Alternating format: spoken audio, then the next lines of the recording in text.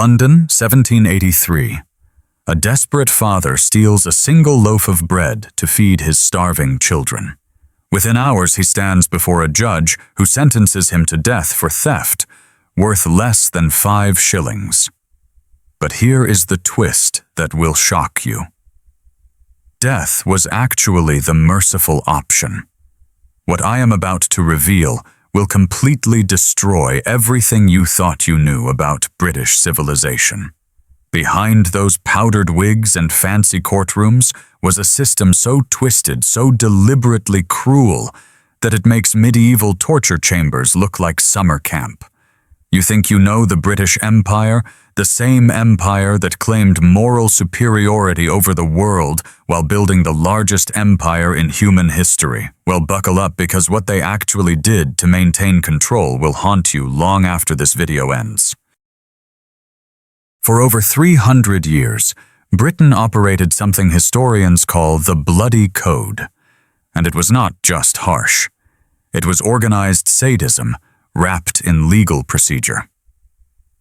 Today, we are diving deep into 6 punishment methods that reveal the dark truth about how Britain really controlled a quarter of the world's population. Subscribe and hit that like button if you are ready to uncover what British textbooks desperately hope you will never learn. And let me know in the comments where you are watching from, because chances are your ancestors lived under this system of terror. The Bloody Code, when everything became a death sentence. Before we explore these horrific punishments, you need to understand the legal framework that made Britain the most violent judicial system in world history. The Bloody Code was not just tough on crime. It was a systematic death machine that would make Stalin blush. By 1760, over 200 crimes carried the death penalty. Stealing goods worth more than 5 shillings death, cutting down someone's tree death, being found on a road with a blackened face death. And here is what will blow your mind. These were not ancient barbaric laws. These were modern statutes passed by educated parliamentarians who genuinely believed mass execution was the key to social order. Picture this nightmare. Children as young as 7 could be sentenced to death for pickpocketing. A hungry person stealing food faced the same punishment as a cold-blooded murderer. One family member's minor theft could destroy an entire household. But here is where it gets truly insidious. The architects of this system were not accidentally cruel. Sir William Blackstone, the era's most respected legal scholar, openly argued that making hundreds of crimes punishable by death would terrorize people into absolute obedience. This was not justice. It was psychological warfare disguised as law. The numbers are staggering. Between 1770 and 1830, Britain executed more people per capita than any other European nation. Working-class defendants made up over 90% of victims, while wealthy criminals often escaped through legal loopholes and royal pardons. Justice was not blind. It was bought and paid for. And here is the kicker. Simple execution was considered merciful. The real horrors began when authorities wanted to send a message that would echo through generations. Hanged, drawn, and quartered, the ultimate horror show. When Britain wanted to demonstrate absolute power, they created the most elaborate execution method in human history. Hanging, drawing, and quartering was not just capital punishment. It was systematic destruction of the human body designed as a spectacle so horrific that witnesses would never forget. This barbaric ritual was reserved for high treason. But here is what they did not teach you in school.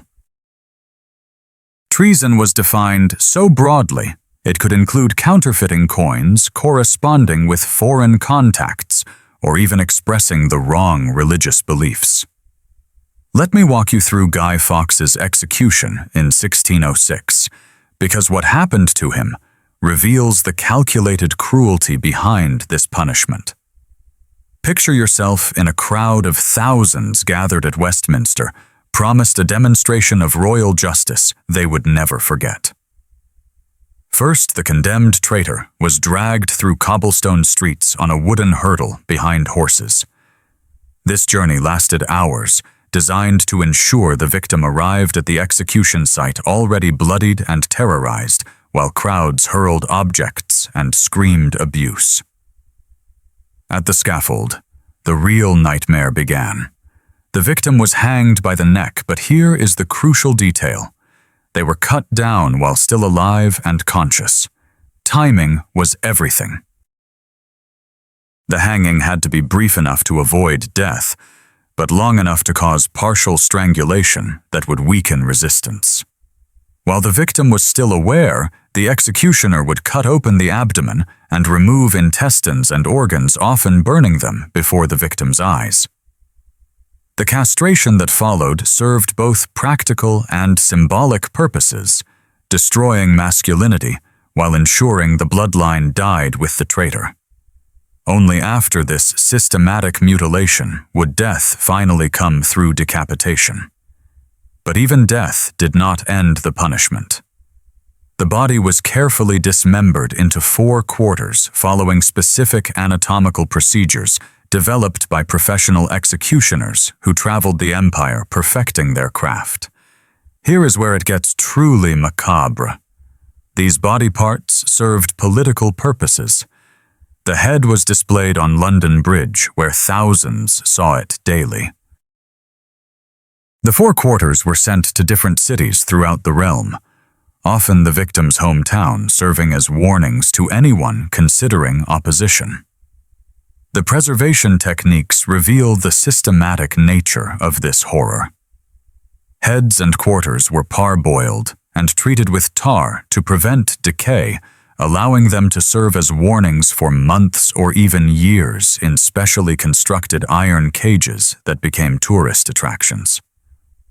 The psychological impact extended far beyond immediate victims. The knowledge that challenging royal authority could result in such systematic destruction created a climate of terror that influenced political behavior throughout the empire.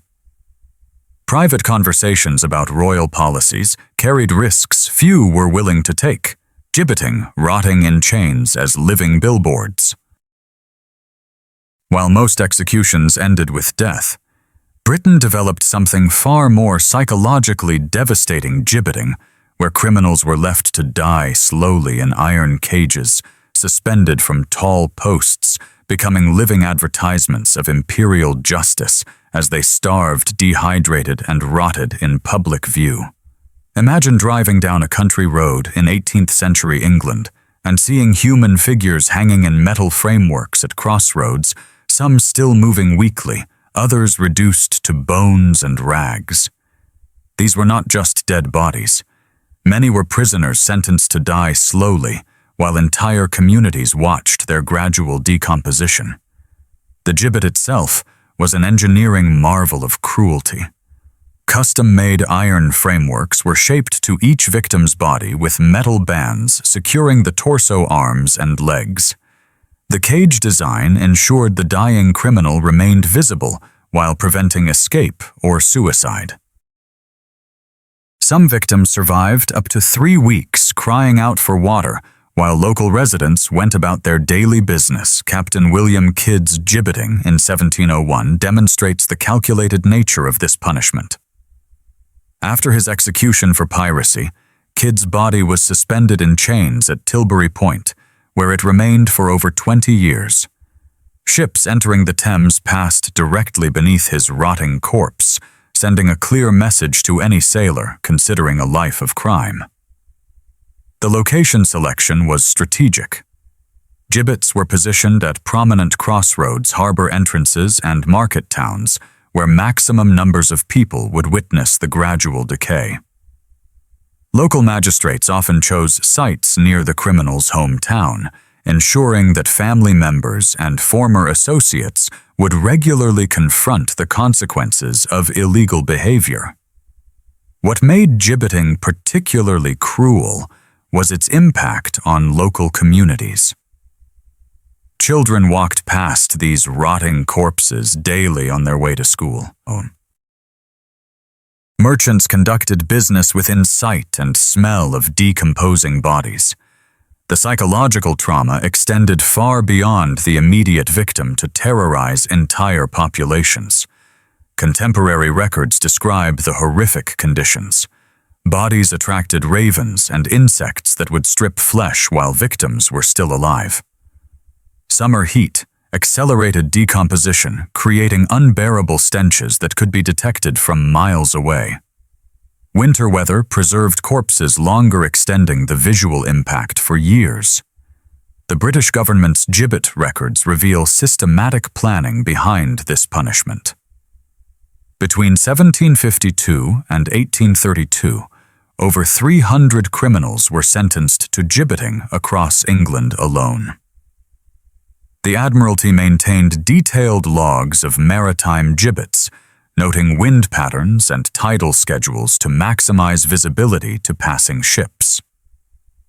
Dr. Samuel Johnson, the famous lexicographer, wrote extensively about gibbeting's psychological effects on witnesses. His private correspondence describes communities living in constant fear, with children developing chronic nightmares and adults avoiding certain roads to escape, confronting the suspended corpses. The Cat O' Tails, scientific scarring. When the Royal Navy needed to maintain discipline among sailors pressed into service against their will, they developed an instrument of torture that would leave men permanently scarred while keeping them functional enough to serve the Empire. Picture yourself pressed into naval service, trapped on a ship with no escape. You have been accused of speaking back to an officer, a crime carrying 50 lashes. You are dragged to the main deck while the entire crew watches, understanding they are witnessing their potential fate. The Cat O' Tails consisted of 9 separate leather strands, each 3 feet long, attached to a wooden handle. But what made this weapon particularly horrific was its scientific construction. The strands were weighted with lead shot or knotted at intervals to ensure maximum tissue damage. Some versions included metal barbs designed to tear flesh with each strike, creating wounds that would never fully heal. The flogging procedure followed strict military protocols designed to maximize both physical damage and psychological impact. The victim was stripped and tied to a wooden grating with arms stretched overhead. A drummer beat rhythm for the lashes, ensuring consistent timing that prolonged the ordeal, while the ship surgeon monitored vital signs to prevent premature death. Royal Navy records reveal the systematic nature of these punishments. Ship logs meticulously documented the number of lashes, specific offenses, and victim conditions afterward. Captain James Cook's logs from his Pacific voyages detail over 200 floggings during a single expedition, with punishments ranging from 12 lashes for drunkenness to 300 for attempted mutiny. Dr. William Smellie. A naval surgeon documented the medical effects in his private journals. He described tissue damage extending far beyond surface wounds, deep lacerations severing muscle fibers, damaging nerve endings, and creating permanent disabilities. Many victims developed chronic pain, lasting decades after service, with some unable to wear shirts due to hypersensitive scar tissue. But here is what reveals the true sadism. The punishment created permanent reminders of imperial authority. Cat O' Tails scarring was distinctive and indelible. Survivors carried these marks for life, serving as walking advertisements of what happened to those opposing British authority. Tavern keepers could identify former sailors by their scarred backs, creating a permanent underclass marked by their resistance to naval discipline. The psychological conditioning was equally important. Entire ship crews witnessed these punishments, understanding clearly that similar fate awaited anyone challenging the rigid hierarchy of imperial power. The The sound of leather striking flesh victims' screams and pooling blood created lasting trauma for witnesses and victims alike. Colonial administrators adapted the cat-o'-nine tails throughout the empire. Caribbean plantation overseers used modified versions to control enslaved populations. Military commanders in India employed similar instruments for colonial troops. Australian prison wardens used systematic flogging to break transported convicts' spirits, with some prisoners receiving over 1,000 lashes in their lifetimes. Transportation. Slow death in paradise. When British courts wanted to destroy lives without execution expense and spectacle, they developed transportation, a punishment combining exile with systematic brutality while maintaining the fiction that convicts received rehabilitation opportunities in distant colonies. Between 1770 and 1868, Britain transported over 160,000 convicted criminals to Australia alone, with thousands more sent to American colonies and Caribbean islands. These were not voluntary immigrants seeking opportunities, but prisoners forced into voyages many would not survive, and conditions designed to destroy those who did. Picture yourself sentenced to transportation for stealing workplace tools, a crime carrying 7 years exile to New South Wales. You are chained in a transport ship's hold with hundreds of other convicts breathing air so foul that prisoners vomit constantly, while respiratory infections spread rapidly through overcrowded space. The voyage was designed to break prisoners' spirits before reaching destinations. Convicts remained in irons throughout journeys lasting 8 months with minimal food-contaminated water and no medical care for sick or injured. Ship captains were paid per convict delivered alive, creating perverse incentives to keep prisoners breathing while spending minimally on welfare. Death rates reveal this cruelty's systematic nature. On average, 15 to 20% of transported convicts died during voyages, with some ships losing over half their human cargo to disease, malnutrition, and deliberate neglect. The transport ship Neptune lost 158 of 502 convicts during a single 1790 voyage, with survivors arriving skeletal and disease-ridden. Dr. John White, a naval surgeon accompanying the First Fleet to Australia, documented conditions defying human comprehension. His private journals describe prisoners chained in spaces so small they could not stand or lie, fully forced to relieve themselves where they sat, developing ulcers and infections from prolonged contact with waste. Upon colonial arrival, transported convicts faced conditions often worse than the voyage.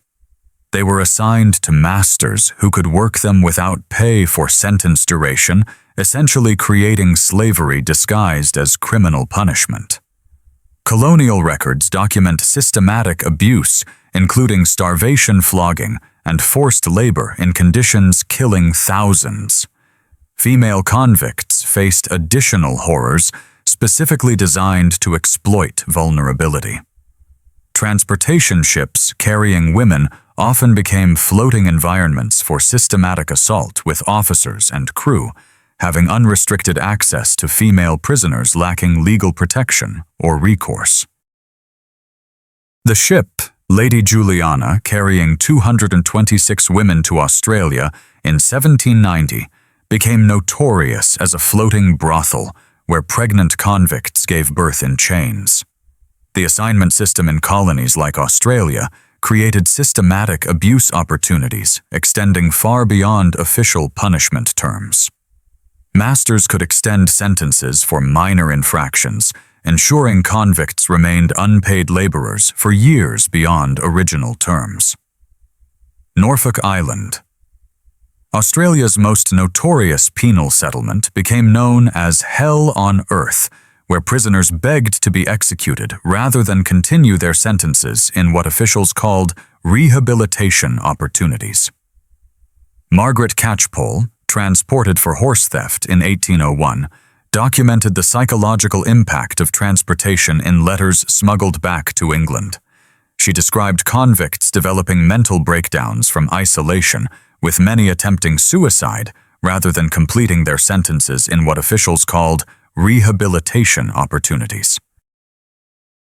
Pressing to death, the silence of stones.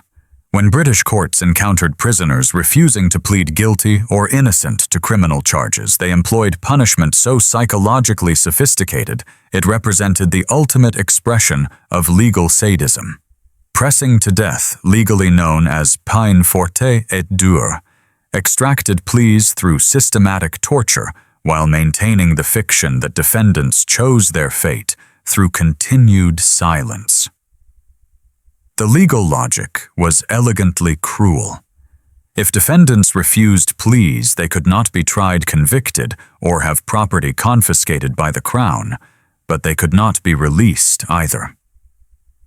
Pressing created situations where prisoners faced increasingly unbearable torture until they either entered pleas or died without confession, allowing families to inherit property that would otherwise be forfeit.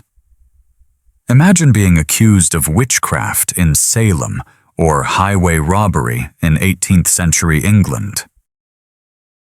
You know, pleading guilty means certain execution, while pleading innocent means a rigged trial where conviction is virtually guaranteed.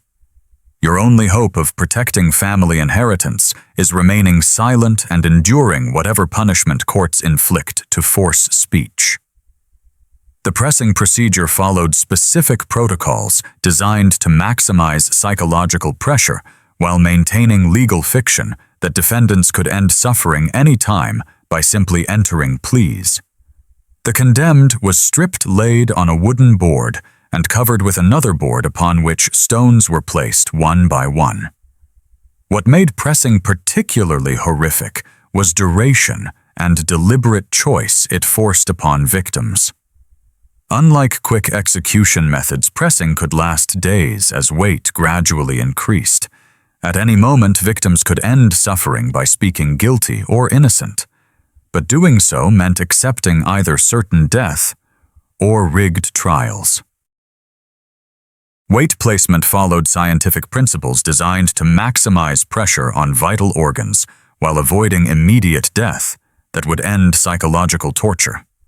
Stones were positioned to compress chest and abdomen in ways making breathing increasingly difficult, while creating crushing pressure on internal organs. Contemporary accounts describe psychological breakdown typically occurring during pressing. Giles Corey, pressed to death in Salem in 1692, reportedly survived 2 days under increasing weight before dying without entering a plea.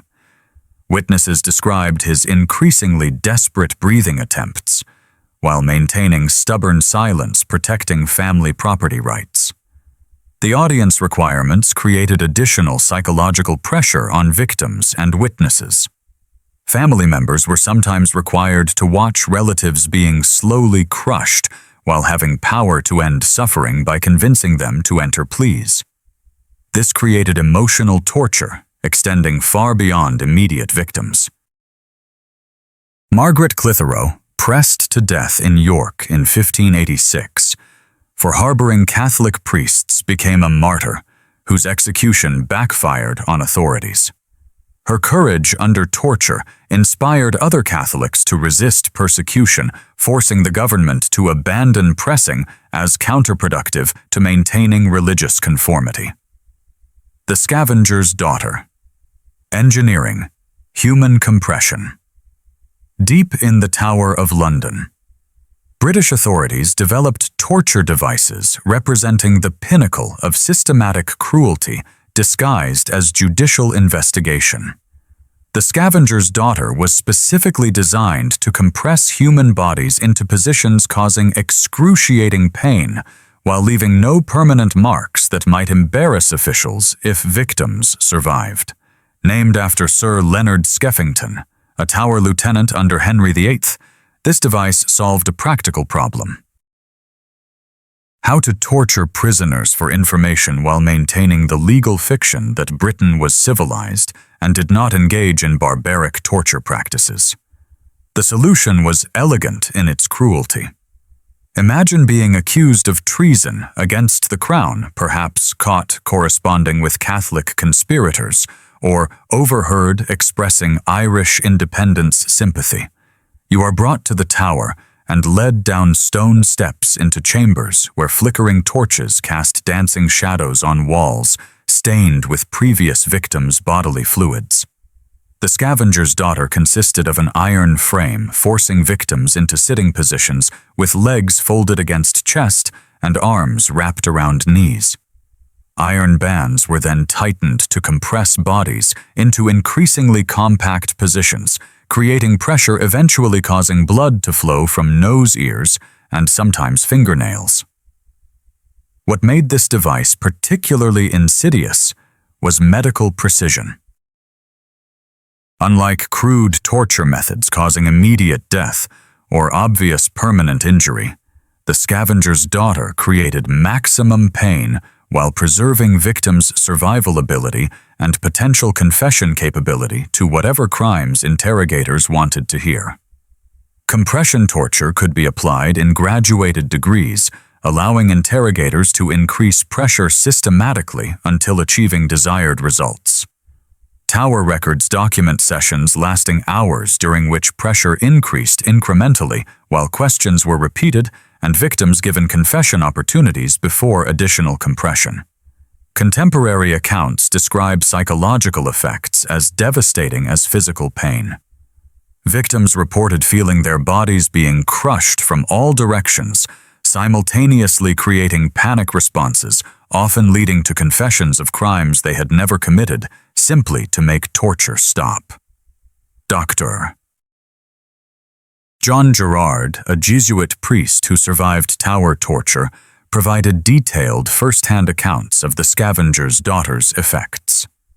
He described compression creating pressure on internal organs, making breathing extremely difficult, while positioning prevented any movement that might provide relief from crushing sensation.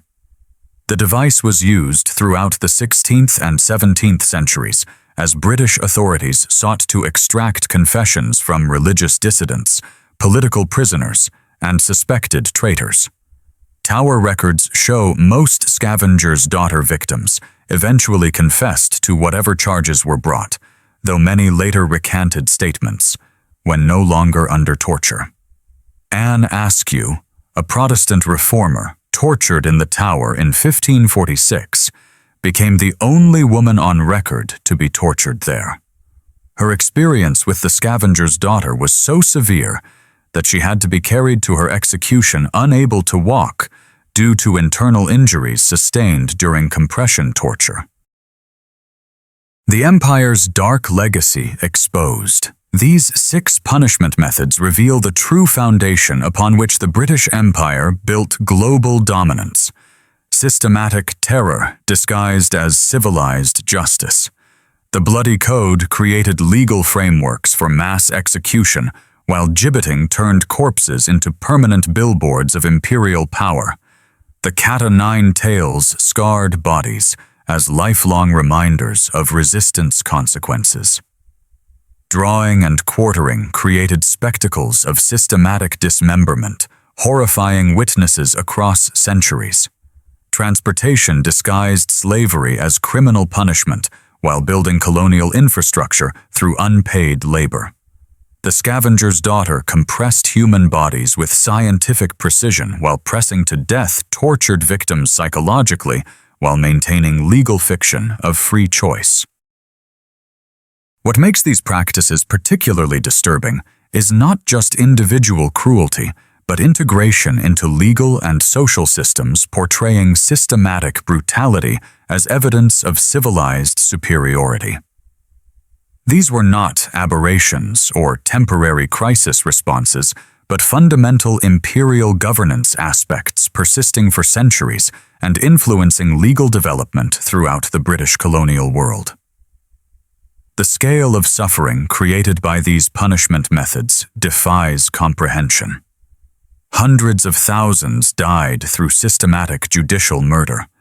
Millions more were scarred, exiled, or terrorized into submission through legal procedures designed to maximize human suffering while maintaining imperial control over subject populations. The psychological conditioning achieved through these punishments created fear cultures influencing behavior throughout British society and colonial territories. Children grew up understanding that challenging authority could result in systematic destruction of bodies and minds, while families were forced to watch and suffer alongside them. Understanding this history provides crucial insight into how systematic cruelty becomes normalized within societies failing to maintain appropriate moral boundaries. The British Empire demonstrates how legal frameworks, religious justification, and cultural tradition can combine, creating environments where extreme abuse becomes celebrated as evidence of civilized advancement. If this exploration of imperial punishment methods disturbed you as much as it did me, make sure to subscribe for more content uncovering brutal realities behind civilized appearances. Comment below letting me know which of these 6 methods you found most shocking and what other dark chapters of imperial history you would like explored. These historical practices remind us that the most dangerous cruelty forms often operate within legal frameworks claiming moral justification. The British Empire's systematic punishment legacy serves as a warning about what happens when power becomes unchecked and societies lose sight of basic human dignity in pursuit of order and control.